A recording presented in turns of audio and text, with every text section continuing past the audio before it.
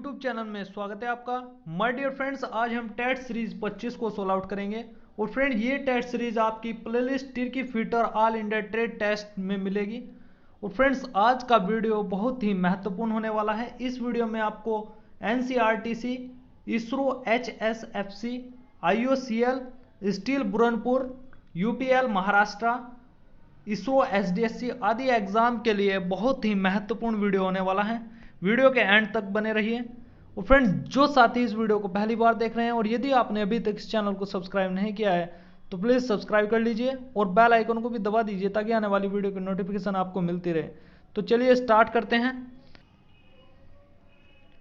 Friends, start करते हैं आज के सेशन को। पहला क्वेश्चन है, what is the purpose if the steel is heated above critical temperature and soaking if for sufficient time and cooling it very slowly within furnace। यदि steel को critical तापमान तथा गर्म किया जाता है, क्रिटिकल तापमान तक गर्म किया जाता है और भट्टी में धीरे धीरे ठंडा किया जाता है तो उस प्रक्रिया को क्या कहते हैं? धीरे धीरे ठंडा किया जाता है तो उस प्रक्रिया को क्या कहते हैं? ऑप्शन क्या है? एनीलिंग, हार्डनिंग, टेम्परिंग और नॉर्मलाइजिंग।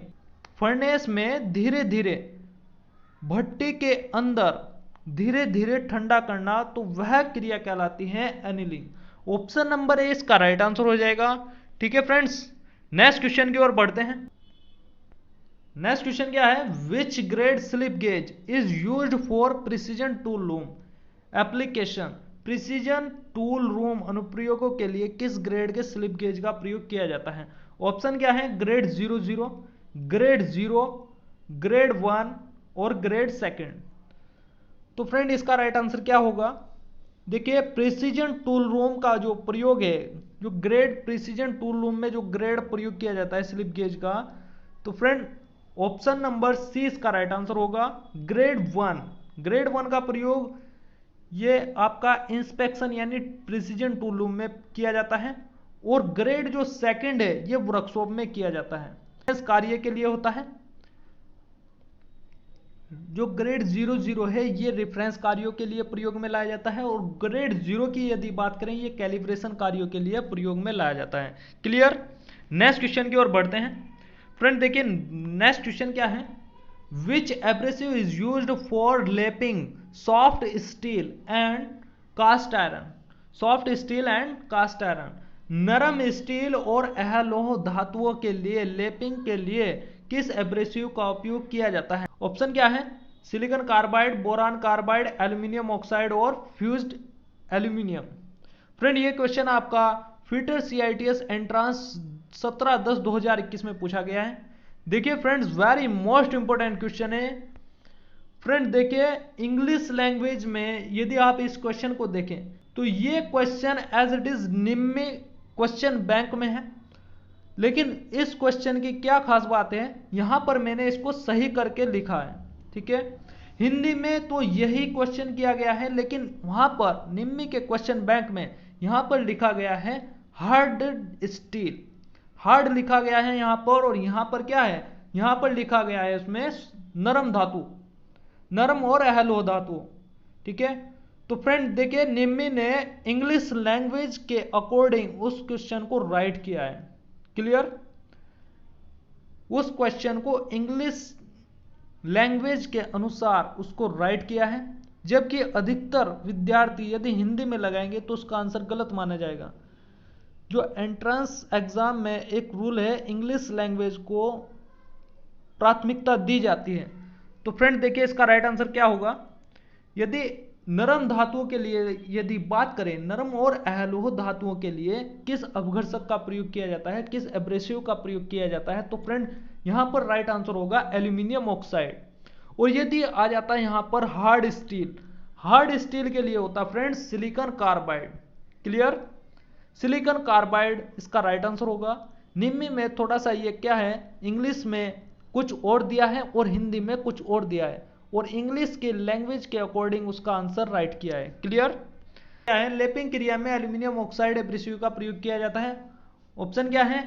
कठोर धातुओं के लिए, नॉन फेरस मेटल के लिए, हार्ड स्टील के लिए और उपरोक्त सभी। देखिए, जो पिछला क्वेश्चन है उस क्वेश्चन को थोड़ा अलग करके यहाँ पर पूछा गया है। क्वेश्चन वही है लेकिन यहाँ पर चेंज कर दिया है, ठीक है। लैपिंग में एल्यूमिनियम ऑक्साइड, यहाँ पर सीधे सीधे एब्रेसिव बता दिया गया है कि एल्यूमिनियम ऑक्साइड एब्रेसिव का प्रयोग कहाँ पर किया जाता है। तो फ्रेंड नॉन फेरस मेटल के लिए इसका प्रयोग किया जाता है, नॉन फेरस मेटल। क्लियर। और यदि यहाँ पर सिलिकॉन कार्बाइड आता, सिलिकॉन कार्बाइड, तो फ्रेंड यहाँ पर राइट आंसर होता हार्ड स्टील। क्लियर हो चुका है। अब देखिए मैं यहाँ पर आपको विस्तार से बताने वाला हूँ एब्रेसिव के बारे में। देखिए यदि लेपिंग की बात करें तो लेप की जाने वाली धातु है यहाँ पर पहले बॉक्स में नरम स्टील, यानी सॉफ्ट स्टील भी आ सकता है और नरम स्टील भी आ सकता है, और अथवा करके आ सकता है नॉन फेरस मेटल। तो फ्रेंड इसके लिए जो एब्रेसिव प्रयोग करेंगे एल्यूमिनियम ऑक्साइड इसका राइट आंसर होगा। क्लियर। नेक्स्ट क्या है, हार्ड स्टील, हार्डेड स्टील, तो यहां पर इसका एब्रेसिव क्या होगा, सिलिकॉन कार्बाइड। नेक्स्ट क्या है, गेज मेकिंग या गेज ब्लॉक, किसी भी तरीके से आ सकता है, गेज ब्लॉक भी आ सकता है और गेज मेकिंग भी आ सकता है, या करके आ सकता है गेजों के लिए किस एब्रेसिव का प्रयोग करते हैं। तो फ्रेंड बोरान कार्बाइड इसका राइट आंसर होगा, बोरान कार्बाइड। क्लियर। नेक्स्ट है टंगस्टन कार्बाइड, तो फ्रेंड टंगस्टन कार्बाइड के लिए जो एब्रेसिव होगा डायमंड। और ध्यान रखिए ये चीज, ये लेपिंग के लिए है एब्रेसिव। क्लियर। नेक्स्ट क्वेश्चन की ओर बढ़ते हैं फ्रेंड्स, वीडियो के बिल्कुल एंड तक बने रहिए। नेक्स्ट क्वेश्चन क्या है, which part of ball bearing do not rotate along the bearing assembly. Ball bearing का कौन सा हिस्सा बेरिंग असेंबली के साथ घूमता नहीं है। ऑप्शन क्या है, ball cage, inner race, outer race और रोलिंग तत्व, रोलिंग एलिमेंट। तो फ्रेंड इसका राइट आंसर क्या होगा, बॉल बेरिंग का कौन सा हिस्सा बेरिंग असेंबली में घूमता नहीं है। Very most important point. तो फ्रेंड इसका राइट आंसर क्या हो जाएगा, यहां पर ऑप्शन नंबर सी इसका राइट आंसर हो जाएगा, outer race. Outer race friend स्थिर रहता है। आउटर रेस क्या रहता है, स्थिर रहता है। ये वाला जो बाहर का जो शेप है ये स्थिर रहता है और अंदर का जो इनर रेस है वह घूमता है। क्लियर। नेक्स्ट क्वेश्चन की ओर बढ़ते हैं फ्रेंड्स।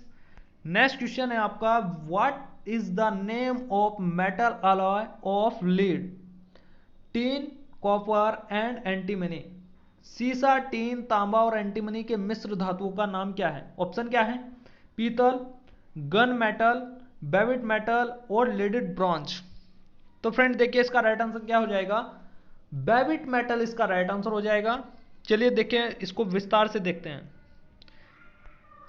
बेविट मेटल क्या है, Babbitt metal copper, lead, tin, antimony का मिश्रण होता है। ठीक है। क्वेश्चन आ सकता है किस धातु का अधिकतर प्रयोग बेरिंग में लाइनिंग के लिए किया जाता है। तो फ्रेंड यहां पर मोस्ट इंपॉर्टेंट क्वेश्चन है, इसका राइट आंसर हो जाएगा बेविट मेटल। क्लियर हो चुका है। नेक्स्ट क्वेश्चन की ओर बढ़ते हैं।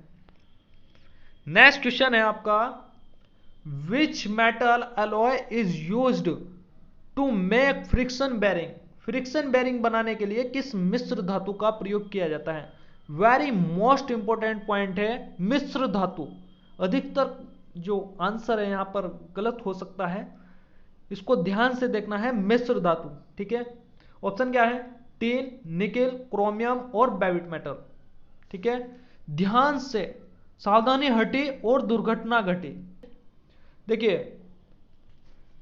फ्रिक्शन बेरिंग बनाने के लिए किस मिश्र धातु का प्रयोग किया जाता है। मिश्र धातु, मिश्र धातु यानी अलॉय, दो धातुओं से मिलकर। देखिए फ्रेंड्स यदि बात करें जो फ्रिक्शन बेरिंग की, तो friction bearing non ferrous metal से बनाए जाते हैं, नॉन फेरस मेटल, अलॉय की बात नहीं की गई है। और अब क्वेश्चन में मिश्र धातु की बात कही गई है, तो टीन, निकेल और क्रोमियम ये सभी क्या है, नॉन फेरस धातु हैं। जबकि बेविट मेटल क्या है, ये अलॉय है, यानी कई धातुओं से मिलकर बना है। क्लियर हो चुका है। तो बेविट मेटल इसका राइट आंसर होगा, मिश्र धातु है इसलिए इसका राइट आंसर होगा। और ये क्या है, सिंगल मेटल है। क्लियर हो चुका है। नेक्स्ट क्वेश्चन की ओर बढ़ते हैं फ्रेंड। नेक्स्ट क्वेश्चन है आपका, श्यानता से संबंधित है। जो श्यानता है ये श्यानता किससे संबंधित है। ऑप्शन क्या है? ईंधन, पिक्रिक अम्ल, स्नेहन, तेल और उपरोक्त सभी। तो फ्रेंड देखिए यहाँ पर जो मोस्ट इंपोर्टेंट क्वेश्चन है, श्यानता किससे संबंधित है? तो फ्रेंड यहाँ पर राइट आंसर हो जाएगा स्नेहन तेल। ये तेल जो है, जो श्यानता है, ये तेल से संबंधित है, स्नेहन तेल। देखिए श्यानता को इंग्लिश में क्या कहते हैं? विस्कोसिटी कहते हैं। ये आपने बुक्स में पढ़ा होगा। श्यानता को इंग्लिश में क्या कहते हैं? विस्कोसिटी। तेल के बहाव की माप को क्या कहते हैं फ्रेंड्स? तेल के बहाव की माप को कहते हैं विस्कोसिटी। क्लियर? नेक्स्ट पॉइंट क्या है? विस्कोसिटी यानी श्यानता। विस्कोसिटी यानी श्यानता को विस्कोमीटर के द्वारा मापा जाता है। क्वेश्चन आ सकता है कि श्यानता को या नहीं विस्कोसिटी को किसके द्वारा मापा जाता है? तो फ्रेंड विस्कोमीटर उसका राइट आंसर होगा। और गाढ़े तेल की विस्कोसिटी कितनी होती है या कैसी होती है? तो फ्रेंड गाढ़े तेल की जो विस्कोसिटी है वह अधिक होती है। पतले तेल की विस्कोसिटी कितनी होती है? तो फ्रेंड पतले तेल की जो विस्कोसिटी होगी वह कम होगी। क्लियर हो चुका है? नेक्स्ट क्वेश्चन की ओर बढ़ते हैं। नेक्स्ट क्वेश्चन है आपका, ऑटोमोबाइल में कौन सी पेट्रोलियम गैस का ईंधन के रूप में प्रयोग किया जाता है? तो फ्रेंड देखिए ऑप्शन क्या है? प्रोपेन, ब्यूटेन, मेथेन और ए तथा बी दोनों। तो फ्रेंड यहां पर राइट आंसर हो जाएगा ऑप्शन नंबर डी, प्रोपेन तथा ब्यूटेन। इसका प्रयोग ऑटोमोबाइल में पेट्रोलियम गैसों में प्रयोग किया जाता है। ठीक है, अब देखिए यहां पर मोस्ट इंपोर्टेंट पॉइंट है प्रोपेन और ब्यूटेन। इसका सूत्र क्या होता है? फ्रेंड देखिए ये केमिस्ट्री का पार्ट है, ये फिर भी मैं आपको बता देता हूं ये बनता कैसे है। प्रोपेन है, अंत में क्या जुड़ा है? प्रोप प्लस एन से जुड़कर बना है। जिसके अंत में एन जुड़ता है वह हो जाता है एल्केन ग्रुप, और इससे मिलकर जो नाम बनता है वो होता है प्रोपेन।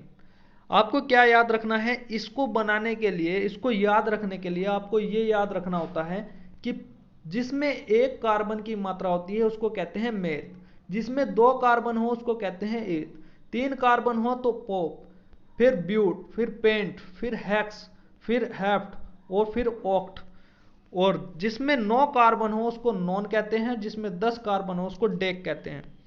अब देखिए फ्रेंड्स बिल्कुल आसान है, सूत्र आपको याद रखना है। एल्केन का सूत्र होता है CnH2n+2 और नाम में जुड़ जाएगा N। अब देखिए जैसे हमें प्रोपेन का सूत्र हमें पता नहीं है, प्रोपेन का हमें सूत्र पता नहीं है, इतना तो क्लियर है कि इसके नाम में एन जुड़ा है, यानी प्रोप प्लस एन से जुड़कर बना है। क्लियर? अब यहां पर मोस्ट इंपोर्टेंट पॉइंट क्या है? इन नामों को याद रखने के लिए, इनको बनाने के लिए ये आपको क्लियर होना चाहिए। वेरी मोस्ट इंपोर्टेंट है। IUPAC नामकरण ये आ जाता है एग्जाम में, अक्सर कर रेलवे के एग्जाम में आ जाता है। कैसे आप याद रखेंगे? नॉन टेक्निकल में अक्सर पूछेगा। एल्केन ग्रुप इतना तो क्लियर हो चुका है हमें कि प्रोपेन यानी नाम में एन जुड़ा है, तो इसका एल्केन ग्रुप का है। एल्केन ग्रुप का सूत्र होता है CnH2n+2, ये याद रखना है आपको। तो n का मतलब है कार्बन की संख्या। ठीक है, तो यदि हमें प्रोपेन का सूत्र बनाना है, प्रोपेन का ये सूत्र हमें पता नहीं है, तो क्या करेंगे? प्रोपेन पोप प्लस एन से जुड़कर बना है। पोप में कार्बन की मात्रा कितनी है? 3 है। ठीक है, तो 3 हमने इस सूत्र में n की जगह रखा, यहां पर रख दिया। फिर H2n, तो 2 के बाद में 3 से गुना कर दी। कार्बन की संख्या कितनी है? पोप में कार्बन की संख्या 3 है, तो 3 से गुना करेंगे, +2 कांस्टेंट, तो कैलकुलेशन करके आ जाएगा C3, 3 दूनी 6 और 2 8, C3H8। क्लियर हो चुका है? मैं समझता हूं सभी साथियों को ये क्लियर हो चुका होगा। क्लियर? कमेंट करके जरूर बताइएगा ये IUPAC नामकरण कैसा लगा। क्लियर हो गया? नेक्स्ट क्वेश्चन की ओर बढ़ते हैं फ्रेंड्स। नेक्स्ट क्वेश्चन है आपका, बॉल बेरिंग की माउंटिंग करते समय इनर रेस और शाफ्ट के बीच निम्न में से किस प्रकार की फिट की जाती है? ऑप्शन क्या है? लूज रनिंग, बड़ा clearance, precision slide fit, interference fit. Ball bearing की माउंटिंग करते समय इनर रेस और शाफ्ट के बीच किस प्रकार का फिट होगा? तो फ्रेंड ये हो जाएगा आपका interference fit. Option number D इसका राइट आंसर होगा। नेक्स्ट क्वेश्चन की ओर बढ़ते हैं। गैंग ड्रिलिंग मशीन में स्पेंडल कितने होते हैं? गैंग ड्रिलिंग मशीन में जो स्पेंडल होते हैं, स्पेंडल की संख्या कितनी होती है? ऑप्शन क्या है? 2 से 8, 1 से 15, 4 और 5। तो फ्रेंड देखिए इसका राइट आंसर क्या हो जाएगा? ऑप्शन नंबर ए इसका राइट आंसर हो जाएगा।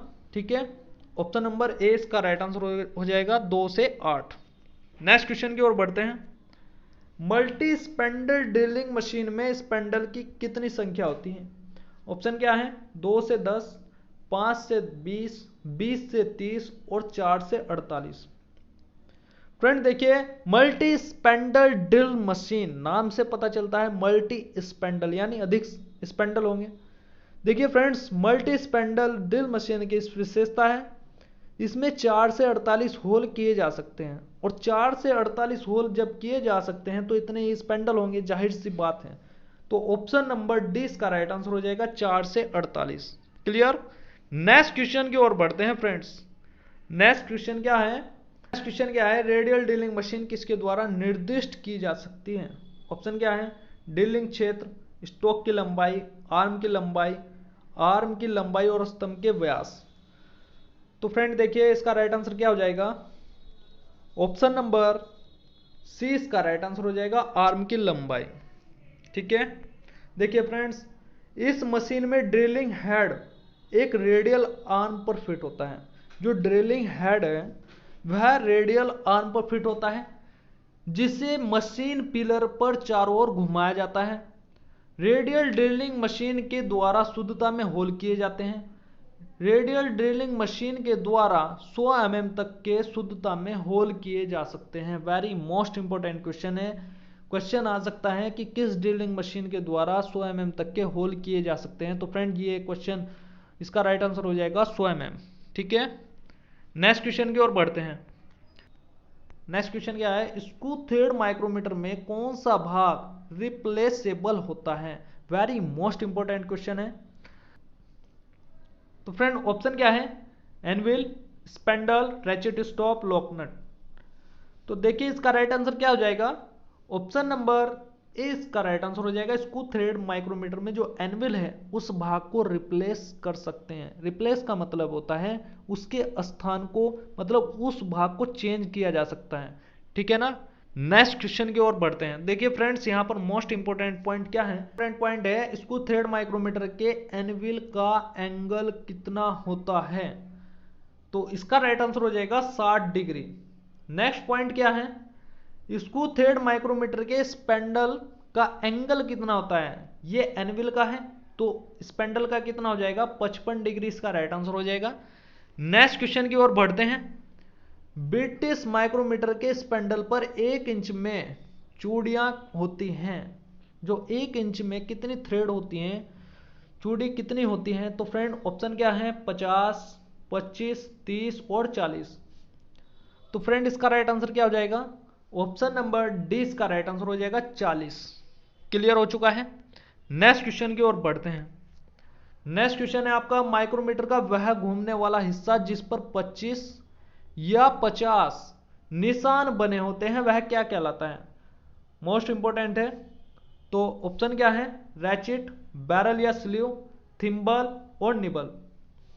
देखिए फ्रेंड्स घूमने वाला हिस्सा, इसकी बात की गई है घूमने वाला हिस्सा। तो फ्रेंड यदि बैरल की बात करें तो बैरल जो है कांस्टेंट रहता है, घूमता नहीं है। क्लियर हो चुका है? और 25 या 50 की बात की गई तो रैचेट पर तो निशान नहीं होते हैं। ठीक है, तो इसका आंसर हो जाएगा ऑप्शन नंबर सी, थिम्बल इसका राइट आंसर हो जाएगा 25 या 50। ठीक है, 25 या 50 निशान बने होते हैं। क्लियर हो चुका है? mm में यदि निशान की बात करें तो 50 होता है और इंच में निशान की बात करें तो 25। ठीक है, निबल कुछ नहीं होता है। ठीक है, नेक्स्ट क्वेश्चन की ओर बढ़ते हैं। नेक्स्ट क्वेश्चन क्या है? साइन बार के एक सिरे पर स्टॉपर लगा होता है जिसका कार्य क्या होता है? ऑप्शन क्या है? स्लिप गेजों को सहारा देना, सेटिंग करते समय रेफरेंस की तरह प्रयोग करने के लिए, आसानी से प्रयोग करने के लिए, जॉब को स्लिप होने से बचाने के लिए। तो देखिए फ्रेंड्स, साइन बार के सिरे पर एक स्टॉपर लगा होता है। स्टॉपर लगा होता है तो इसका क्या कार्य है? जॉब को स्लिप होने से बचाने के लिए। ठीक है, जॉब को स्लिप होने से बचाने के लिए ऑप्शन नंबर डी इसका राइट आंसर हो जाएगा। ब्रिटिश प्रणाली में डायल टेस्ट इंडिकेटर के रैक पर 1 इंच में कितने दांते कटे होते हैं? ऑप्शन क्या है? 25, 40, 60 और 30। तो फ्रेंड इसका राइट आंसर क्या हो जाएगा? ऑप्शन नंबर बी इसका राइट आंसर हो जाएगा। ठीक है, ऑप्शन नंबर 20 का राइट आंसर हो जाएगा। नेक्स्ट क्वेश्चन की ओर बढ़ते हैं। साइन बार की बॉटम सरफेस और कॉन्टैक्ट रोलर की सेंटर लाइन होती है। ऑप्शन क्या है? एक ही लाइन में, लंबवत, तिरछी और समांतर। तो फ्रेंड इसका राइट आंसर क्या हो जाएगा? ऑप्शन नंबर डी इसका राइट आंसर हो जाएगा, समांतर। ठीक है, यहां पर साइन बार रखा जाता है, साइन बार की बॉटम सरफेस है और कॉन्टैक्ट रोलर यहां पर होता है। तो ये क्या होता है? जो लाइन होती है समांतर होती है। क्लियर हो चुका है? नेक्स्ट क्वेश्चन की ओर बढ़ते हैं। फ्रेंड देखिए, वीडियो को शेयर कर दीजिएगा अपने सभी ग्रुपों में, फ्रेंड्स सर्कल में, सभी। ये इतना प्रयास आप लोगों के लिए किया जा रहा है। ठीक है, ये इतना एफर्ट मैं आप लोगों के लिए कर रहा हूं। तो पिछली वीडियो में आपने बहुत अच्छा रिस्पांस दिया। ठीक है, उम्मीद करता हूं आप आगे भी सपोर्ट करते रहेंगे। तो फ्रेंड नेक्स्ट क्वेश्चन की ओर बढ़ते हैं। फ्लक्स किस अवस्था में प्रयोग नहीं किया जाता है? ऑप्शन क्या है? तरल, पाउडर, गैस, लय। तो फ्रेंड इसका राइट आंसर क्या हो जाएगा? ऑप्शन नंबर ए इसका राइट आंसर हो जाएगा। ठीक है, तरल के रूप में जो है प्रयोग नहीं किया जाता है। ठीक है फ्रेंड्स, नेक्स्ट क्वेश्चन की ओर बढ़ते हैं। एक फिटर के लिए पसंदीदा हैमर कौन सा है? ऑप्शन क्या है? Ball pin hammer, cross pin hammer, Barrington hammer और कला हैमर। तो फ्रेंड देखिए, वेरी मोस्ट इंपोर्टेंट क्वेश्चन हो जाता है। ऑप्शन इसका राइट आंसर क्या हो जाएगा? बॉल पिन हैमर इसका राइट आंसर हो जाएगा। ठीक है, देखिए friends, very most important point है यहां पर। हल्के कार्यों के लिए बॉल पिन हैमर का वजन कितना होता है? 0.33 kg। नेक्स्ट पॉइंट क्या है? मध्यम कार्यों के लिए बॉल पिन हैमर का वजन कितना होता है? 0.45 kg। नेक्स्ट पॉइंट है, हैवी कार्यों के लिए बॉल पिन हैमर का वजन कितना होता है? 0.91 kg। फ्रेंड ये क्वेश्चन आपका ऑर्डिनेंस फैक्ट्री बोर्ड में पूछा जा चुका है। वेरी मोस्ट इंपोर्टेंट क्वेश्चन है और भी एग्जाम में आ चुका है। तो अच्छे से राइट डाउन कर लीजिएगा। नेक्स्ट क्वेश्चन की ओर बढ़ते हैं। नेक्स्ट क्वेश्चन है आपका, सेंट्रीफ्यूगल क्लच का प्रयोग किया जाता है। ऑप्शन क्या है? ऑटोमेटिक मशीनों व भार उठाने वाली मशीनों में, 2 पहिया वाहनों में, उपरोक्त दोनों और इनमें से कोई नहीं। तो फ्रेंड इसका राइट आंसर क्या हो जाएगा? ऑप्शन नंबर बी इसका राइट आंसर हो जाएगा। 2 पहिया वाहनों में सेंट्रीफ्यूगल क्लच का प्रयोग किया जाता है। ठीक है, नेक्स्ट क्वेश्चन क्या है? डबल कट फाइल का प्रयोग किस धातु पर किया जाता है? तो फ्रेंड देखिए, डबल कट फाइल का प्रयोग स्टील धातु पर किया जाता है। ठीक है, स्टील धातु पर डबल कट फाइल का प्रयोग, जो फाइलिंग की जाती है स्टील धातु पर। ठीक है, नेक्स्ट क्वेश्चन की ओर बढ़ते हैं फ्रेंड्स। लिखने वाले पैड की क्लिप में प्रयुक्त स्प्रिंग का प्रकार क्या है? लिखने वाले पैड, ऑप्शन क्या है? वायर, टेंशन, कंप्रेशन और टॉर्सन। तो फ्रेंड देखिए, इसका राइट आंसर क्या हो जाएगा? टॉर्सन। ऑप्शन नंबर डी इसका राइट आंसर हो जाएगा, टॉर्सन स्प्रिंग। ठीक है, हेलिकल टॉर्सन स्प्रिंग के नाम से है। आप विस्तार से देख सकते हैं। हेलिकल टॉर्सन स्प्रिंग की यदि बात करें तो helical torsion spring close coil वाला होता है। क्लोज कॉइल वाला होता है। तो इस प्रकार के स्प्रिंग का प्रयोग साइकिल के कैरियल और नोट पैड पर पेपर को दबाने के लिए किया जाता है। ठीक है फ्रेंड्स, नेक्स्ट क्वेश्चन की ओर बढ़ते हैं। वह स्प्रिंग बेंडिंग के कारण ऊर्जा को सहन करती है। ऑप्शन क्या है? Helical compressive spring, helical tension spring, conical disc spring, leaf spring. तो इसका राइट आंसर क्या हो जाएगा फ्रेंड्स? इसका राइट आंसर क्या हो जाएगा? ऑप्शन नंबर डी इसका राइट आंसर हो जाएगा। लिप स्प्रिंग या फ्लैट स्प्रिंग भी कहते हैं, लिप स्प्रिंग या फ्लैट स्प्रिंग भी कहते हैं। फ्रेंड ये जो स्प्रिंग है, लिप स्प्रिंग, ये गाड़ियों में लगाया जाता है, गाड़ियों में जहां पहिए लगे होते हैं वहां पर लगाया जाता है ताकि झटकों को सहन कर सकें। क्लियर। नेक्स्ट क्वेश्चन की ओर बढ़ते हैं। नेक्स्ट क्वेश्चन है, एक बेरिंग शाफ्ट, एक बॉल बेरिंग शाफ्ट पर फिट करना है तो बेरिंग के किस भाग पर चोट लगाएंगे? मोस्ट इंपोर्टेंट क्वेश्चन है। तो इसका आंसर क्या हो जाएगा? ऑप्शन क्या है? Cage, outer race, inner race और बॉल। तो फ्रेंड इसका राइट आंसर क्या होगा? ऑप्शन नंबर सी इसका राइट आंसर हो जाएगा। बॉल बेरिंग में जो शाफ्ट पर, बॉल बेरिंग को शाफ्ट पर फिट करेंगे तो इनर रेस पर चोट लगाएंगे। ठीक है, इनर रेस पर चोट लगाएंगे। क्लियर हो चुका है। देखिए फ्रेंड्स, इंपॉर्टेंट पॉइंट क्या है, फ्रिक्शन बेरिंग की यदि बात करें तो फ्रिक्शन बेरिंग किस धातु से बनाए जाते हैं? तो फ्रेंड ये हो जाएगा नॉन फेरस मेटल। ठीक है। नेक्स्ट पॉइंट क्या है, किस प्रकार के बेरिंग में बेरिंग और शाफ्ट प्रत्यक्ष रूप से संपर्क में आते हैं? तो ये हो जाएगा फ्रिक्शन बेरिंग। जब शाफ्ट, बेरिंग और शाफ्ट संपर्क में आते हैं तो क्या हो जाएगा? फ्रिक्शन पैदा होगा। तो इससे नाम याद रख सकते हैं, फ्रिक्शन बेरिंग। क्लियर हो चुका है। अब देखिए फ्रिक्शन बेरिंग के यदि प्रकार पर देखें, प्रकार कितने प्रकार के होते हैं? तो सॉलिड बेरिंग, इसको बुश बेरिंग भी कहते हैं, ध्यान रख लीजिएगा। नेक्स्ट पॉइंट क्या है? स्प्लिट बेरिंग, ये दो भागों में बटा होता है। क्वेश्चन आ सकता है कि किस बेरिंग का प्रयोग बड़ी बड़ी शाफ्टों पर किया जाता है? तो स्प्लिट बेरिंग इसका राइट आंसर हो जाएगा। स्प्लिट बेरिंग की एक खास बात क्या है? ये दो टुकड़ों में बटा होता है, ये दो भागों में बटा होता है। स्प्लिट बेरिंग की खास बात है, ये दो भागों में बटा होता है। ठीक है। क्यों? क्योंकि देखिए फ्रेंड्स, जैसे कि बड़ी बड़ी शाफ्ट है, ठीक है, यहां पर बेरिंग लगा हुआ है, यहां पर भी लगा है, यहां पर, ठीक है, और यहां पर एक बेरिंग लगा हुआ है। सपोज ये बेरिंग खराब हो जाए तो इन सभी बेरिंग को निकालना पड़ेगा ना। इसकी खास बात क्या है? ये दो भागों में बटा होता है, केवल इसको निकालना पड़ेगा इस कंडीशन में। और यदि ये दो भागों में ना बटा होता तो इसको भी निकालना पड़ता, इसको भी और इसको, सभी को निकालना पड़ता।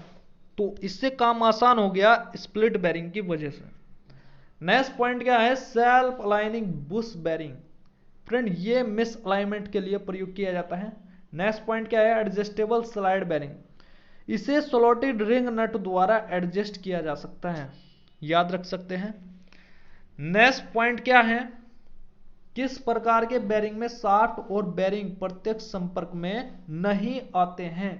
तो जब नहीं आते हैं तो फ्रिक्शन पैदा नहीं होगी। तो फ्रेंड्स एंटी फ्रिक्शन बेरिंग, याद रख सकते हैं। मोस्ट इंपोर्टेंट क्वेश्चन है, एग्जाम में आ चुका है।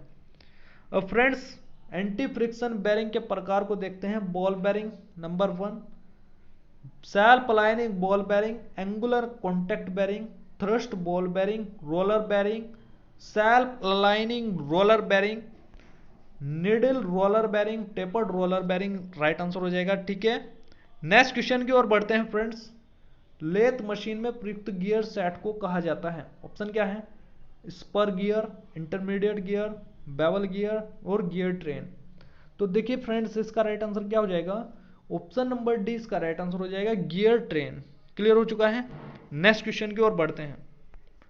नेक्स्ट क्वेश्चन है, लेथ फाइल के फेस पर जो दांते कटे होते हैं, कौन से दांते कटे होते हैं? ऑप्शन क्या है? Single cut, double cut, single cut, रास्प cut, covered cut. तो देखिए फ्रेंड्स इसका राइट आंसर क्या हो जाएगा? ऑप्शन नंबर बी इसका राइट आंसर हो जाएगा, सिंगल कट। मोस्ट इंपोर्टेंट है। तो लेथ फाइल पर जो कौन से दांते कटे होते हैं? फेस पर जो दांते कटे होते हैं सिंगल कट दांते कटे होते हैं। ठीक है। नेक्स्ट क्वेश्चन की ओर बढ़ते हैं। नेक्स्ट क्वेश्चन है, किस इनमें से किस फर्नेस में स्टील को बनाया जाता है? ऑप्शन क्या है? Puddling furnace, open hearth furnace, blast furnace और क्यूपोला फर्नेस। तो इसका राइट आंसर क्या हो जाएगा फ्रेंड्स? देखिए फ्रेंड्स पुडलिंग फर्नेस की यदि बात करें तो इसमें रोट आयरन बनाया जाता है। ब्लास्ट फर्नेस की यदि बात करें तो इसमें पिग आयरन बनाया जाता है। क्यूपोला फर्नेस की यदि बात करें तो इसमें पिग आयरन बनाया जाता है। नहीं, क्यूपोला फर्नेस की बात करें तो इसमें कास्ट आयरन बनाया जाता है। ठीक है, तो फ्रेंड्स बचा कौन? Open hearth furnace. तो फ्रेंड ओपन हर्थ फर्नेस इसका राइट आंसर हो जाएगा। ठीक है, विस्तार से देखते हैं इन चीजों को। रोट आयरन को किस फर्नेस में तैयार किया जाता है? तो हो जाएगा पुडलिंग फर्नेस। मैलिएबल स्टील को किस फर्नेस में बनाया जाता है? तो friend open hearth furnace. Malleable steel, specially malleable steel के लिए ओपन हर्थ फर्नेस का प्रयोग किया जाता है। ठीक है, स्टील है एक प्रकार से, तो इसलिए। कास्ट आयरन को किस फर्नेस में तैयार किया जाता है? तो क्यूपोला फर्नेस। पिग आयरन को किस फर्नेस में तैयार किया जाता है? तो फ्रेंड ब्लास्ट फर्नेस हो जाएगा।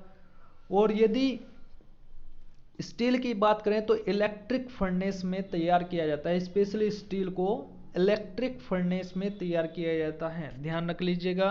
नेक्स्ट क्वेश्चन की ओर बढ़ते हैं।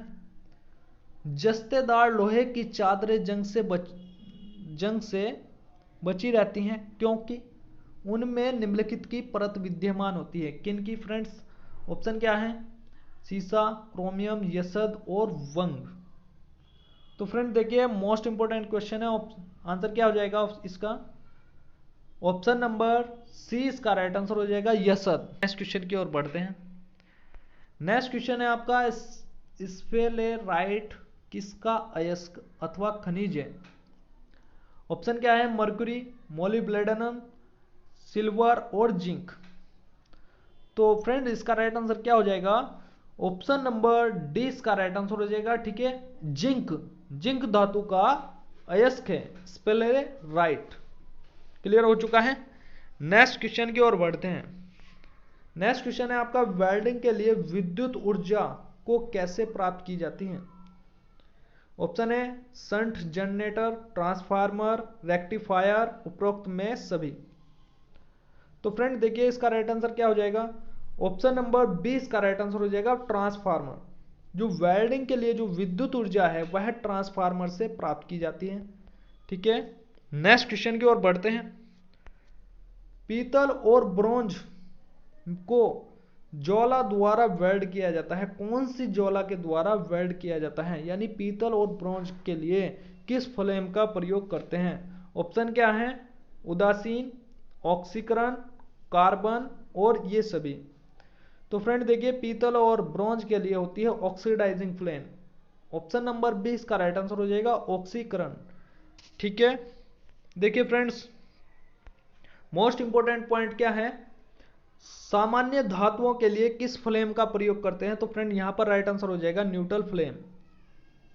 ठीक है फ्रेंड्स, नेक्स्ट पॉइंट है स्टील के पाइपों की वेल्डिंग के लिए किस फ्लेम का प्रयोग करते हैं? तो इसका राइट आंसर हो जाएगा carburising flame.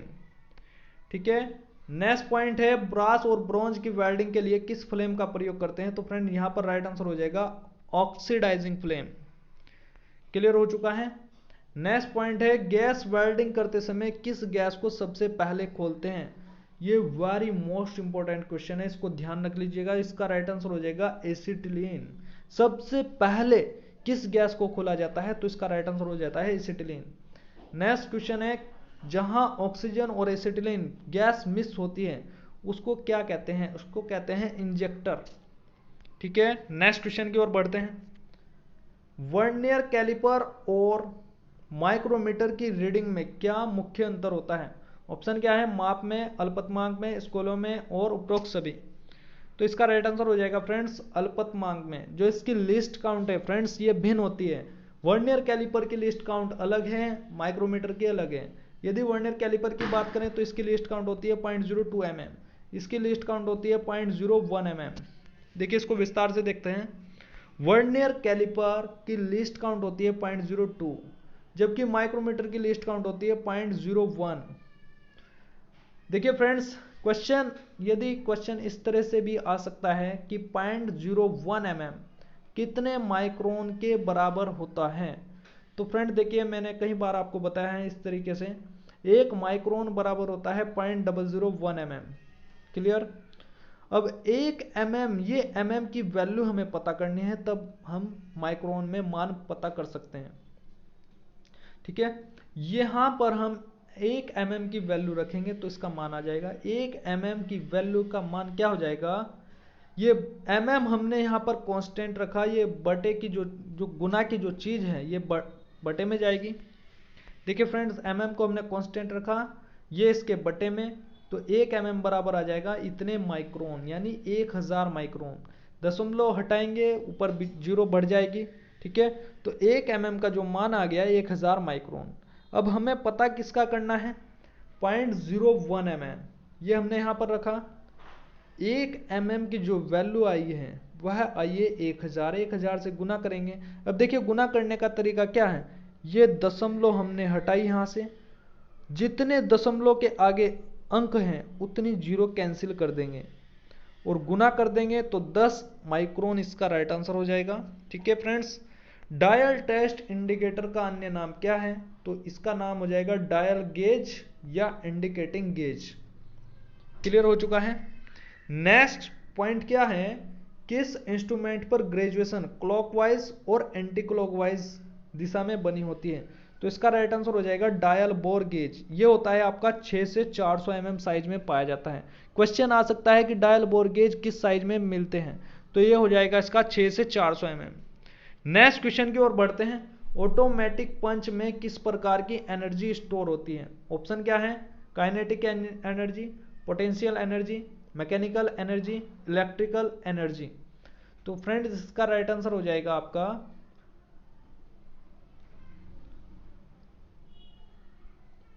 Option number B, potential energy, ठीक है। पोटेंशियल एनर्जी इसका राइट आंसर हो जाएगा। स्थितिज ऊर्जा के कारण जो ऊर्जा बनती है, स्थितिज ऊर्जा को पोटेंशियल एनर्जी कहते हैं, काइनेटिक एनर्जी को कहते हैं गतिज ऊर्जा, ठीक है। पोटेंशियल एनर्जी यानी स्थिति के कारण जो ऊर्जा होती है उसको स्थितिज ऊर्जा कहते हैं। तो ऑटोमेटिक पंच में जो एनर्जी होती है वह स्थिति के कारण होती है, यानी स्थितिज ऊर्जा होती है, ठीक है। नेक्स्ट क्वेश्चन की ओर बढ़ते हैं friends. Very most important question चल रहे हैं, आप बिल्कुल वीडियो के एंड तक आप बने रहिए, ठीक है, और वीडियो को शेयर करना मत भूलना। नेक्स्ट क्वेश्चन क्या है आपका, समांतर शाफ्टों पर पावर ट्रांसमिशन, पावर संचालन के लिए कौन से गियर का प्रयोग करते हैं, ऑप्शन क्या है, bevel gear, helical gear, one wheel और रैक पिनियन। तो इसका राइट आंसर हो जाएगा फ्रेंड्स हेलिकल गियर, ठीक है। ऑप्शन नंबर 20 का राइट आंसर हो जाएगा। नेक्स्ट क्वेश्चन की ओर बढ़ते हैं। नेक्स्ट क्वेश्चन है आपका, आरसीसी पाइप कितने व्यास में बने होते हैं, ऑप्शन है 15 सेंटीमीटर से 2 मीटर, 10 सेंटीमीटर से 1 मीटर, 15 सेंटीमीटर से 1.5 मीटर और 10 सेंटीमीटर से 2.5 मीटर। तो फ्रेंड इसका राइट आंसर क्या है, ऑप्शन नंबर ए इसका राइट आंसर हो जाएगा। 15 सेंटीमीटर से 2 मीटर व्यास में पाए जाते हैं, ठीक है फ्रेंड्स। नेक्स्ट क्वेश्चन की ओर बढ़ते हैं। नेक्स्ट क्वेश्चन क्या है, पाइप रेंच किस धातु का बना होता है, पाइप रेंच किस धातु का बना होता है, ऑप्शन क्या है, cast steel, cast iron, forge steel, wrought iron. तो देखिए फ्रेंड्स ऑप्शन नंबर ए इसका राइट आंसर हो जाएगा cast steel. Pipe wrench cast steel का बना होता है, ठीक है। नेक्स्ट क्वेश्चन की ओर बढ़ते हैं। नेक्स्ट क्वेश्चन क्या है, स्टोन वेयर पाइप का दूसरा नाम क्या है, स्टोन वेयर पाइप का दूसरा नाम क्या है, ऑप्शन क्या है, ह्यूम पाइप, ब्यूटीफाइंड पाइप, एस्बेस्टोस पाइप और सीमेंट पाइप। देखिए फ्रेंड्स इसका राइट आंसर क्या हो जाएगा, ऑप्शन नंबर 20 का राइट आंसर हो जाएगा विट्रीफाइंड पाइप, क्लियर।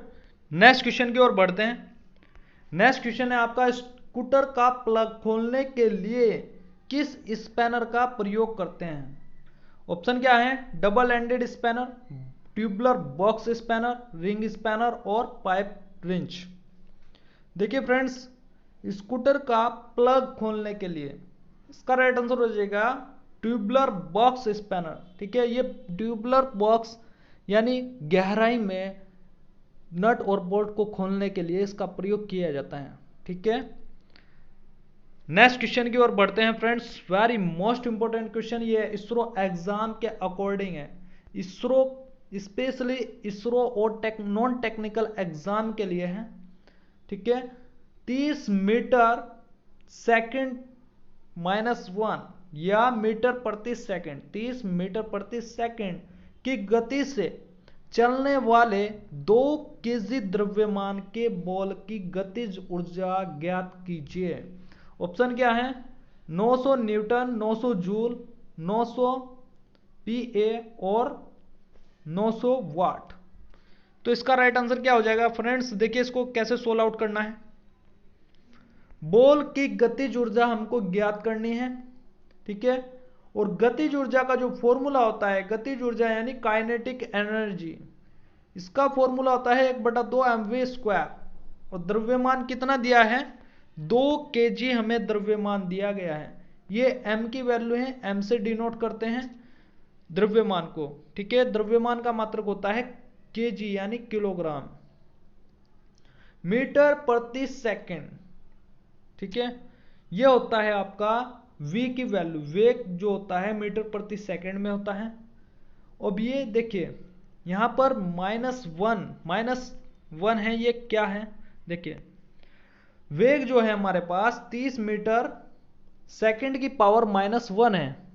अब देखिए इसको यदि नीचे लाएंगे तो ये रूप लिखा जाएगा मीटर प्रति सेकंड, जब माइनस की पावर को नीचे लेकर आएंगे, ठीक है। देखिए m/s, इसकी पावर 1 है तो इसको ऊपर लेकर गए तो ये हो जाता है मीटर सेकंड की पावर -1।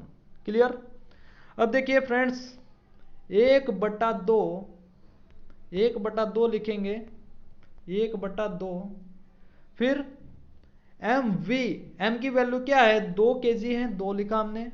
अब v की वैल्यू है 30, तो v लिखा हमने 30 और v² हो रखा है फ्रेंड्स। स्क्वायर का मतलब होता है डबल, तो 30 गुना 30 करेंगे, 2 से 2 कैंसिल और 30 की गुना 30 में करेंगे तो फ्रेंड्स 900 इसका राइट आंसर है। 900 जूल, 900 भी क्या, 900 हो जाएगा जूल। काइनेटिक एनर्जी जितनी भी ऊर्जा है उसका मात्रक हो जाता है जूल, ठीक है। जूल इसका राइट आंसर है। और यदि सूत्र की बात करें तो सूत्र से यदि मात्रक बनाएं, मात्रक कैसे बनाते हैं यह भी मैं आपको बताऊंगा। देखिए फ्रेंड्स जैसे सूत्र होता है 1/2 mv², तो m से हो जाता है kg यानी किलोग्राम, और v से हो जाता है मीटर प्रति सेकंड। क्लियर हो चुका है? मीटर प्रति सेकंड का होल स्क्वायर कर सकते हैं, मीटर प्रति सेकंड, ठीक है फ्रेंड्स। मीटर प्रति सेकंड करेंगे, किलोग्राम मीटर प्रति सेकंड। मैं समझता हूं ये आपको क्लियर हो चुका होगा। कमेंट करके आप बताइएगा ये आपके लिए हेल्पफुल लगा या नहीं लगा, ठीक है। ठीक है फ्रेंड्स, यहां पर यूनिट कन्वर्जन मैंने आपको बताया है। यूनिट कन्वर्जन यानी जो क्वेश्चन मैंने आपको बताया है उस पर 2 या क्वेश्चन किस तरीके से बन सकते हैं, 2 तरह से या 3 तरीके से बन सकते हैं। देखिए फ्रेंड्स, जब गतिज ऊर्जा दी गई हो, टाइप 1, जब गतिज ऊर्जा दी गई हो, पिछले में क्या किया है हमने, गतिज ऊर्जा ज्ञात की थी। इसमें क्या है, गतिज ऊर्जा दी गई है और वेग दिया गया है, तो क्या ज्ञात करना है, द्रव्यमान हमको ज्ञात करना है। तो आपको स्टैंडर्ड फॉर्मूला ज्ञात होना चाहिए। गतिज ऊर्जा इक्वल टू होता है 1/2 mv², क्रॉस गुना करेंगे फ्रेंड्स, 2 इंटू गतिज ऊर्जा इक्वल टू mv²। हमें ज्ञात करना क्या है, वेग ज्ञात करना है, नहीं द्रव्यमान ज्ञात करना है। तो जिसको ज्ञात करना है उसको कांस्टेंट रखेंगे और ये गुना की जो वैल्यू है ये बटे में जाएगी, उधर बराबर से उधर ले जाने पर क्या है, ये बटे में हो जाती है यानी भाग में जाती है। तो m इक्वल टू क्या आ गया, 2 इंटू गतिज ऊर्जा बटे v²। ये बताओ यहां तक क्लियर हो चुका है? अब देखिए गतिज ऊर्जा का जो मात्रक है ये है गतिज ऊर्जा और ये है क्या है, ये वेग है। अब मात्रक क्या हो जाएगा, द्रव्यमान का जो मात्रक है ये है किलोग्राम। टाइप 2, जब गतिज ऊर्जा और द्रव्यमान दिया गया हो, वेग ज्ञात करना हो, तो वेग कैसे ज्ञात करेंगे, जब गतिज ऊर्जा और द्रव्यमान दिया गया हो तो हमें वेग ज्ञात करना है। आपको स्टैंडर्ड फॉर्मूला पता है, गतिज ऊर्जा इक्वल टू 1/2 mv², ठीक है। क्रॉस गुना करेंगे तो तो हमें ज्ञात करना क्या है, वेग ज्ञात करना है। तो वेग को कांस्टेंट रखा और द्रव्यमान कहाँ जाएगा, बराबर से उधर जाने पर गतिज ऊर्जा के बटे में। तो v स्क्वायर की जो वैल्यू आ गई, v स्क्वायर का मान आ जाता है 2 इंटू गतिज ऊर्जा बटे m। ठीक है, या तो यहां तक भी क्लियर है, और या v इजकल टू ये स्क्वायर आ जाएगा इस पर 2 गतिज ऊर्जा बटे m। क्लियर हो चुका है। देखिए फ्रेंड्स, यहां तक क्लियर, ये है गतिज ऊर्जा और ये है द्रव्यमान। ठीक है, क्लियर हो चुका है। नेक्स्ट क्वेश्चन की ओर बढ़ते हैं। नेक्स्ट क्वेश्चन है आपका, यहां पर आपका सभी डाउट क्लियर हो जाएगा इस क्वेश्चन में। 300 केजी द्रव्यमान और आयतन क्या है, 150 मीटर क्यूब। ये है, देखिए मीटर क्यूब से पता चलता है ये आयतन है, आयतन का मात्रक है। और वस्तु का जो घनत्व हमें ज्ञात करना है, ये घनत्व हमें ज्ञात करना है, यानी डेंसिटी हमें ज्ञात करना है।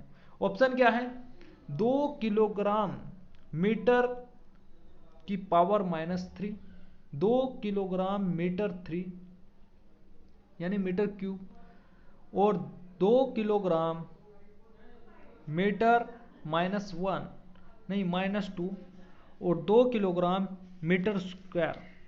देखिए फ्रेंड्स, इसको कैसे सोल्व आउट करना है, धैर्य पूर्वक वीडियो को देखते रहिएगा लास्ट तक। ठीक है, धैर्य बनाए रखिए, क्वेश्चन जरूर आपको मिलेंगे।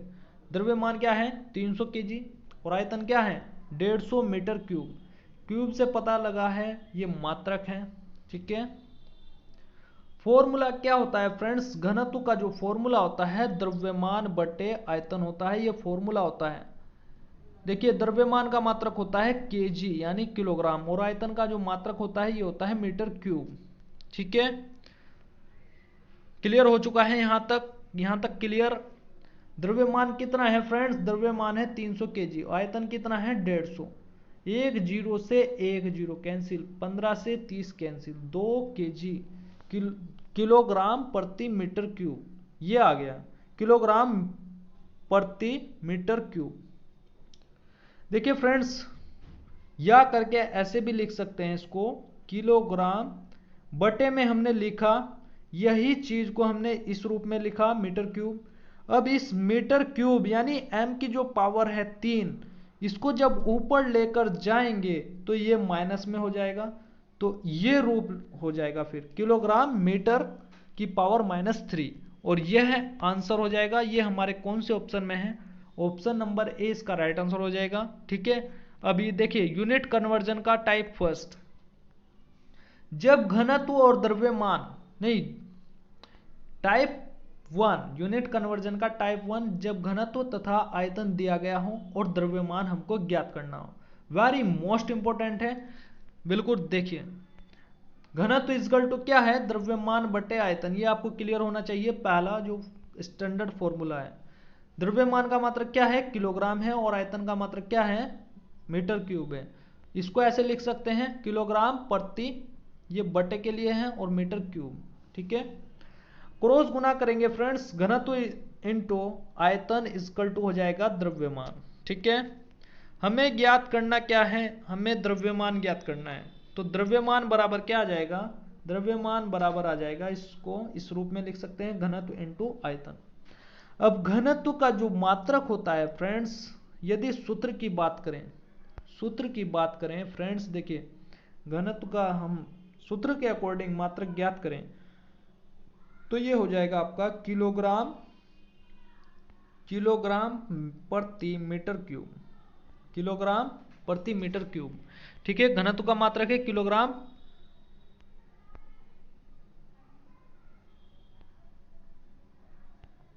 देखिए घनत्व का मात्रक क्या है किलोग्राम प्रति मीटर क्यूब। ठीक है, यहां प्रति लगा लीजिएगा, यहां पर देखिए घनत्व का मात्रक क्या है फ्रेंड्स, किलोग्राम प्रति मीटर क्यूब। ठीक है, ये जो गुना का सिंबल आपको नजर आ रहा है, इसकी जगह लगता है आपको डैश। ठीक है, मात्रक बनाते समय यहां पर डैश लगाते हैं, और आयतन का जो मात्रक हो जाता है वो हो जाता है मीटर क्यूब। तो ये तो था सूत्र के अकॉर्डिंग, और यदि हम द्रव्यमान का ऐसा ही मात्रक हो जाता है आपका किलोग्राम, मोस्ट इंपॉर्टेंट है, यह आपका सेल दुर्गापुर के एग्जाम में आ चुका है। ठीक है, नेक्स्ट क्वेश्चन के जो टाइप है, नेक्स्ट टाइप क्या है आपका, नेक्स्ट टाइप है फ्रेंड्स यूनिट कन्वर्जन का नेक्स्ट टाइप है जब घनत्व तथा द्रव्यमान, घनत्व भी दिया गया हो द्रव्यमान भी दिया गया हो और आयतन हमें ज्ञात करना हो, तो कैसे ज्ञात करेंगे। हमें स्टैंडर्ड फॉर्मूला पता है, घनत्व इक्वल टू द्रव्यमान बटे आयतन। द्रव्यमान का मात्रक किलोग्राम और आयतन का हो जाएगा मीटर क्यूब। तो यहां से क्लियर हुआ किलोग्राम प्रति मीटर क्यूब। हमें ज्ञात करना है फ्रेंड्स आयतन। आयतन हमने कांस्टेंट रखा और गुना की चीज जो है बटे में जाती है। आयतन हमें ज्ञात करना है, तो गुना की जो चीज है ये जाएगी आपकी बटे में। घनत्व इक्वल टू आ जाएगा, नहीं आयतन इक्वल टू आ जाएगा द्रव्यमान बटे घनत्व। क्लियर। देखिए आयतन बराबर हो गया द्रव्यमान बटे घनत्व। द्रव्यमान का मात्रक है किलोग्राम, घनत्व का मात्रक है केजी प्रति मीटर क्यूब। सूत्र के अकॉर्डिंग जो मात्रक आया निकल करके, द्रव्यमान का मात्रक क्या है, किलोग्राम है। ठीक है, बटे के लिए हमने लगाया प्रति, और घनत्व का मात्रक है आपका किलोग्राम प्रति मीटर क्यूब। ये तो था सूत्र के अकॉर्डिंग, लेकिन स्टैंडर्ड मात्रक क्या है आयतन का, मीटर क्यूब। ठीक है, मीटर क्यूब इसका राइट आंसर हो जाएगा। ठीक है फ्रेंड्स, मैं समझता हूं अच्छे से आपको क्लियर हो चुका होगा कॉन्सेप्ट।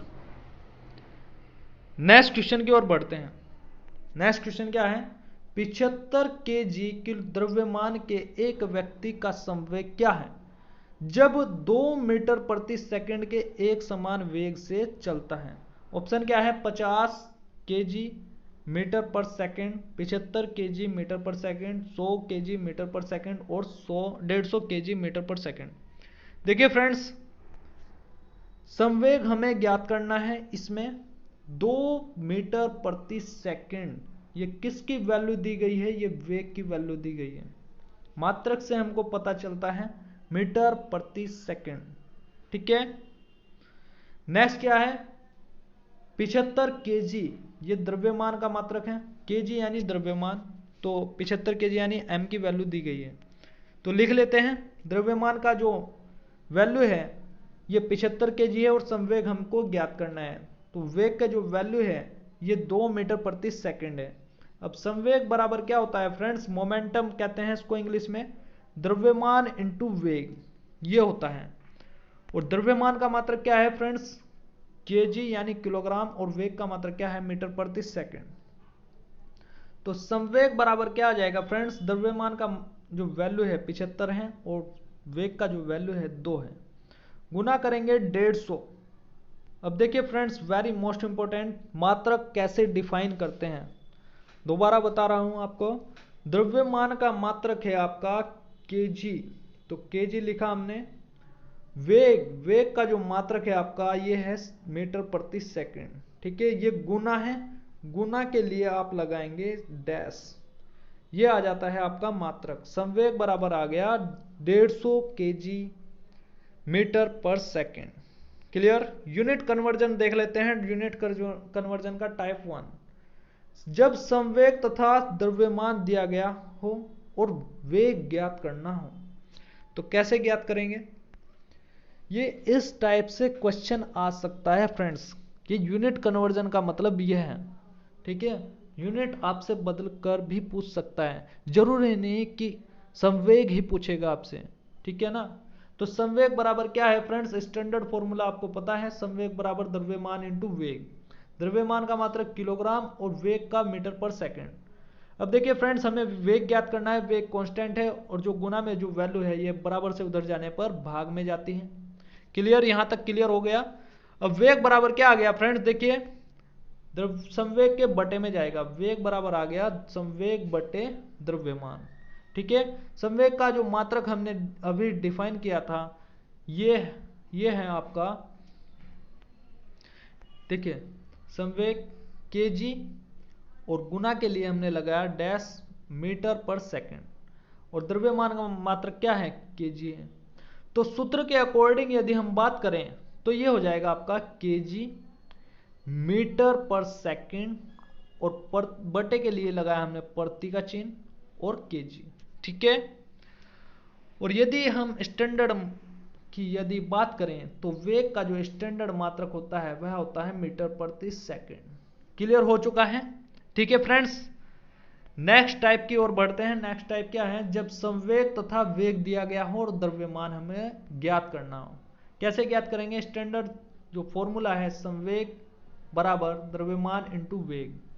द्रव्यमान कितना है, द्रव्यमान का जो मात्रक है केजी है और वेग का मात्रक क्या है मीटर पर सेकंड। हमें ज्ञात करना है फ्रेंड्स द्रव्यमान, द्रव्यमान हमको ज्ञात करना है। तो द्रव्यमान हमने कांस्टेंट रखा, गुना की जो वैल्यू है ये बराबर से उधर जाने पर बटे में जाती है, तो द्रव्यमान इक्वल टू आ जाता है संवेग बटे वेग। क्लियर। संवेग का मात्रक है केजी मीटर पर सेकंड। ठीक है, वेग का मात्रक है मीटर पर सेकंड। तो ये हो जाएगा सूत्र के अकॉर्डिंग मात्रक हो जाएगा। ठीक है, स्टैंडर्ड मात्रक क्या है, ये है आपका केजी। ठीक है, द्रव्यमान का ऐसा ही मात्रक क्या है केजी है। क्लियर। नेक्स्ट क्वेश्चन की ओर बढ़ते हैं friends, very most important question है। कैल्शियम ऑक्साइड का सूत्र इकाई द्रव्यमान ज्ञात करें। इकाई द्रव्यमान या परमाणु भार क्या है, ऑप्शन क्या है 56, 60, 39 और 46। देखिए फ्रेंड्स कैसे इसको सोल्व आउट करना है। कैल्शियम को Ca से डिफाइन करते हैं। कैल्शियम का जो प्रतीक है वह Ca है। इसका जो परमाणु क्रमांक है 20। ये परमाणु क्रमांक होता है 20। और परमाणु भार ज्ञात करने के लिए परमाणु क्रमांक का दुगुना कर देते हैं। यहां पर क्रमांक लिख लीजिएगा, परमाणु क्रमांक का दुगुना कर देते हैं। कैल्शियम इक्वल टू क्या हो जाएगा, 20 है तो 20 से 2 से गुना करेंगे तो 40 आ जाएगा। ऑक्सीजन का निकालेंगे ऐसे ही, ऑक्सीजन का परमाणु क्रमांक होता है 8। ऑक्सीजन का परमाणु भार क्या हो जाएगा, 8 गुना 2 करेंगे तो 16। तो फ्रेंड्स क्या बना, कैल्शियम ऑक्साइड का जो परमाणु भार है या इकाई द्रव्यमान है तो क्या हो जाएगा, कैल्शियम का परमाणु भार प्लस ऑक्सीजन का परमाणु भार जोड़ेंगे 40 प्लस 16 तो हो जाएगा 56। कैल्शियम ऑक्साइड का इकाई द्रव्यमान या परमाणु भार हो जाएगा 56। क्लियर हो चुका है। नेक्स्ट क्वेश्चन की ओर बढ़ते हैं। नेक्स्ट क्वेश्चन है आपका, हीलियम के 54 ग्राम में कितने मोल मौजूद हैं। ऑप्शन क्या है 13.5 मोल, 10 मोल, 12 मोल और 25 मोल। तो फ्रेंड इसको देखिए कैसे इसको सोल्व आउट करना है। हीलियम के 54 ग्राम में मोल की संख्या क्या होता है, मोल की संख्या का फॉर्मूला होता है भार बटे परमाणु भार या अणु भार। हीलियम का परमाणु क्रमांक कितना है, यह है 2। हीलियम का परमाणु क्रमांक होता है आपका 2। ठीक है, हीलियम का परमाणु भार अभी मैंने आपको बताया है। परमाणु भार कैसे ज्ञात किया जाता है, परमाणु क्रमांक का दुगुना। ठीक है, ये सूत्र है, 2 इंटू 2 करेंगे तो 4 इसका आंसर आ जाएगा। ठीक है, हीलियम का परमाणु भार क्या हो गया 4। अब भार हमें दिया गया है फ्रेंड्स 54 ग्राम, तो मोल की संख्या का फॉर्मूला क्या होता है, मोलों की संख्या का फॉर्मूला होता है आपका भार बटे परमाणु भार। तो 54 बटे 4 डिवाइड करेंगे तो आपका आंसर आ जाएगा 13.5 मोल। ये आपका कौन से ऑप्शन में दिया गया है, तो ऑप्शन नंबर ए इसका राइट आंसर हो जाएगा। ठीक है फ्रेंड्स, तो इस वीडियो को सभी अपने फ्रेंड सर्कल में शेयर कर दीजिएगा। आज की इस वीडियो में इतना ही, मिलते हैं नेक्स्ट वीडियो में। अगर वीडियो आपको अच्छा लगा हो तो लाइक और शेयर करना मत भूलिएगा। ठीक है फ्रेंड्स, धन्यवाद।